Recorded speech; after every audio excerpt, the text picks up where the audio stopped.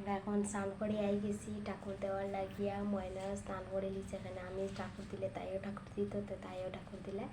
আমার গলার আওয়াজটা একটু মানে মানে কীটা হয়ে যাবে, একটু ভাঙ্গা ভাঙ্গা লাগে। এখানে জ্বর সর্দি কতটা দিন থেকেই চলে, তো মানে স্নান করে লিছি জলের মধ্যে জ্বর আনে ঠাকুর দিতাম। তো ময়নায় তো এখানে বাইরে খেলা করে, তাই ঠাকুর দেওয়া হয়েছে তুলসী পাতা আনতো তুলিয়া, তো তাই তুলসী পাতা আনা গেছে কিতা করে আর কি। আর আমি এখন ঠাকুর সব কাজ রেডি করলাম, তো ভাবলাম তোমরা আমি দেখাই একটু মানে পূজা দিলাম। আমি পুজো দিচ্ছি, দেখো সব বাসনা কিনেছি।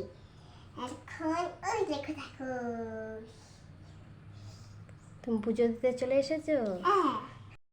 তখন আমি পূজার সব কিছু রেডি করে লিছি, যে ফুল বাসন সব রেডি হয়ে গেছে।